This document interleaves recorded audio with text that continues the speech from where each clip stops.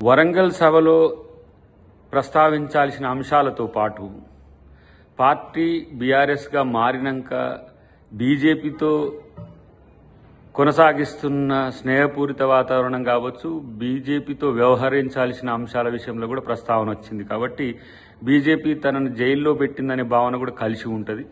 తర్వాత భావన బామ్మార్దిన అనే దగ్గర బామ్మార్ది కొరకు తగ్గినట్టు కనిపించిన తన కోసం ఎవరూ లేరు అనే ఆలోచనతోని తన తండ్రితోనే తనకున్న అంతర్గత అంశాలు చెప్పుకోలేక రాసే దిశగా ఈరోజు అంతరం పెరిగిందా అనే ఆలోచన మాత్రం ఒకంత ఆలోచింపజేసేది. అన్నిటికంటే ముఖ్యంగా ఈరోజు బీఆర్ఎస్లో కానీ బీజేపీలో కానీ అంతర్గత పోరు మూడు ముక్కలాటగా కొనసాగుతున్నది. సో దాన్ని కాంగ్రెస్ పార్టీకి అంటగట్టాలని చూడడం అనేది దుర్మార్గం.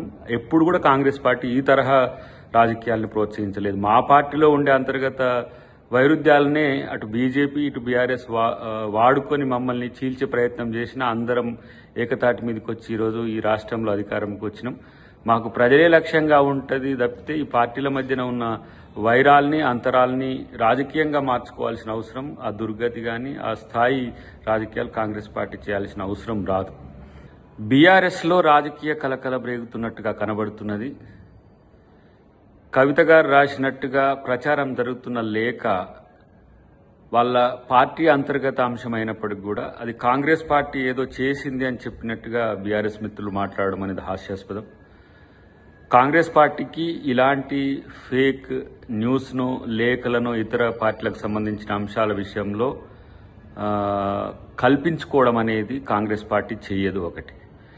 రెండవది, వారు ప్రస్తావిస్తున్నట్టుగా ప్రచారం అవుతున్న అంశాలన్నీ సోషల్ మీడియాలో కానీ మెయిన్ స్ట్రీమ్ మీడియాలో కానీ ఈరోజు అది పెద్ద బ్రేకింగ్ ఇష్యూ అయింది. ఆ అంశాల్లో వారు గతంలో చేసిన వివిధ వేదికల మీద చేసిన ప్రకటనలకు ప్రతిరూపంగానే మనకు కనబడుతున్నది. ఒకవైపు రెండవ నాయకుడు లేకపోతే ద్వితీయ శ్రేణి నాయకత్వం వంశంలో బీఆర్ఎస్ కొంత తడబడుతున్నది. కొడుకున అల్లున్న అనే దాని దగ్గరనే తడబడుతున్న క్రమంలో తన అస్తిత్వం అనేది రాజకీయ అస్తిత్వం అనేది ప్రశ్నార్థకం అవ్వడమా లేకపోతే ప్రత్యామ్నాయ ఏర్పాట్లు కవిత గారు చూసుకోవడమా అనే దిశగా చర్చలు జరుగుతున్నాయి ఈ మధ్య కాలంలో. సో వరంగల్ సభ దానికి వేదికగా కావడం అనేది ఇప్పుడు వాళ్ళ మధ్యన చిచ్చు రేగుతున్నట్టుగా కనబడుతున్నది. కాబట్టి దాన్ని కాంగ్రెస్ పార్టీ ఏదో ప్రచారం చేస్తున్నది లేకపోతే కాంగ్రెస్ పార్టీ దాన్ని లీక్ చేసిందని చెప్పడం అనేది మాత్రం ఒక ఇంత ఆశ్చర్యాన్ని కల్పిస్తున్నది. చాలా రోజుల నుంచి జరుగుతున్న చర్చ ఏంది, కవిత ఒంటరైందా అనేది చాలా రోజుల నుంచి రాజకీయ వర్గాల్లో జరుగుతున్న చర్చ, లేదంటే మీడియాలో లేదంటే సోషల్ మీడియాలో యూట్యూబ్లలో జరుగుతున్న చర్చకు ఊతమిచ్చే విధంగా లేఖ రాసింది లేకపోతే రాయబోయింది లేకపోతే అది నోట్ ఏది వివిధ మార్గాల్లో తయారు చేయడానికి కూడా ఈ రూపం ఎంచుకున్నది అని ఒక చర్చ అయితే సర్వత్రా వస్తున్న క్రమంలో ఇలాంటి అంశాలకు నేరుగా అది కవిత గారే సమాధానం చెప్తే తెలుస్తుంది. లేదంటే ఆ పార్టీ నాయకులు ఎవరైనా దాని మీద వివరణ ఇస్తే తెలుస్తుంది తప్పితే అంతవరకు ఇది ఒక లీక్ వార్తగానో లేకపోతే చెప్పాలంటే ఒక ఎత్తుగడతోని వాళ్ళ పార్టీలోనే వాళ్ళు ఏమైనా చేసిన ప్రయత్నంగా మనం చూడాల్సి వస్తుంది. అన్నిటికంటే ముఖ్యంగా బీఆర్ఎస్లో నాయకత్వం మీద పోటీ, నాయకత్వం కొరకు పోటీ ఈరోజు మారుతున్న క్రమంలో తామ వ్యక్తిగత ప్రయోజనాలే లక్ష్యంగా బీఆర్ఎస్ పార్టీ నాయకులు వ్యవహరిస్తున్న తీరు మాత్రం మనకు కనబడుతుంది. కాబట్టి మరి ఆప్షన్ దేన్ని ఎంచుకుంటాడు కేసీఆర్కి అది సంబంధించిన అంశం. కాబట్టి దీని విషయంలో కాంగ్రెస్ పార్టీని రాద్ధాంతం చేయడానికో ప్రచారం చేయడానికో వినియోగించొద్దనేది వారికి కాంగ్రెస్ పార్టీ తరఫున మేము కోరుతున్నాం. నేను నా కొడుకు ఆదిత్య గ్రాడ్యుయేషన్ సెరమనీ పూర్తి చేసుకొని అమెరికా నుండి వచ్చే లోపల మరి ఏదో లేఖ లీక్ అయిందని చెప్పి గత 2-3 రోజులుగా చాలా హంగామా నడుస్తున్నట్టుగా తెలుస్తా ఉన్నది. మరి ఈ సందర్భంగా నేను చెప్పదలుచుకున్నది ఒకటే, 2 వారాల క్రితం నేను గౌరవనీయులు పెద్దలు కేసీఆర్ గారికి ఒక లేఖ రాయడం జరిగింది. నేను ఈ విధంగా కేసీఆర్ గారికి ఇదివరకు కూడా నా ఒపీనియన్స్ ఎప్పుడున్నా కూడా లేఖ ద్వారా చెప్పడం జరిగింది. అయితే ఈసారి నేను మొన్ననే చెప్పున్నాను, కుట్రలు కుతంత్రాలు జరుగుతూ ఉన్నాయని. నేను చెప్పిన కొద్ది రోజుల్లోనే మరి నేను అంతర్గతంగా కేసీఆర్ గారికి రాసినటువంటి ఉత్తరం బహిర్గతం కావడం అన్నది, ఇది మరి ఏం జరుగుతుందో అన్నది పార్టీలో ఉన్నటువంటి మనందరం, తెలంగాణ ప్రజలందరూ కూడా ఆలోచించుకోవాల్సినటువంటి విషయం.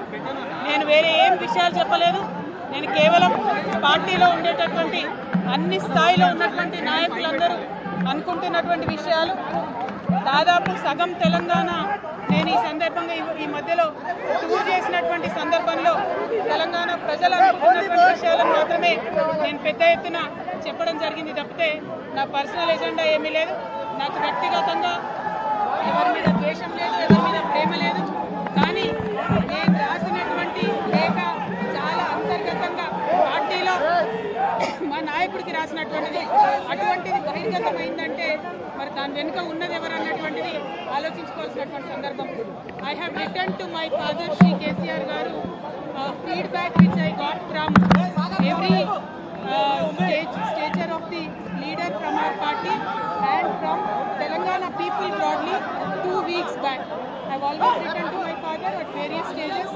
Whenever I needed to give him any feedback, I've always written to him. But this time it got out.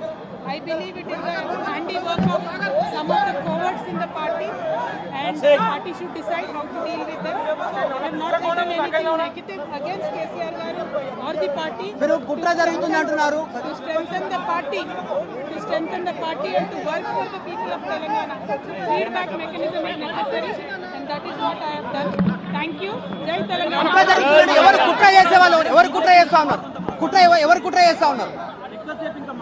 KCR గారు దేవుడు, కేసీఆర్ గారు దేవుడు. కానీ కేసీఆర్ గారు చుట్టుకొని దయ్యాలు ఉన్నాయి. వాళ్ళ వల్ల చాలా నష్టం జరుగుతున్నది. పార్టీలో ఉండేటటువంటి నాకు, నేను కేసీఆర్ గారి కూతుర్ని, అంతరంగికంగా నేను రాసినటువంటి లేఖనే బయటికి వచ్చిందంటే మరి ఇతర సామాన్యుల సంగతి, ఇతరుల పరిస్థితి ఏంటి పార్టీలో అనేది ఇవాళ చర్చ జరగాల్సినటువంటి అవసరం ఉన్నది. దానికోసమే ఇవాళ నేను మీతో మాట్లాడుతూ ఉన్నానంటే రెగ్యులర్గా నేను ఇచ్చిన ఫీడ్బ్యాక్ అందులో స్పెషల్ ఏం లేదు.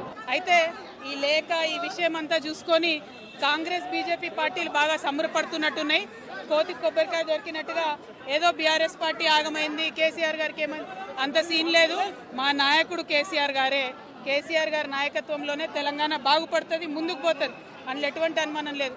కేసీఆర్ గారి నాయకత్వంలోనే బీఆర్ఎస్ పార్టీ కూడా ముందుకెళ్తుందని చెప్పి నేను బలంగా నమ్ముతా ఉన్నాను.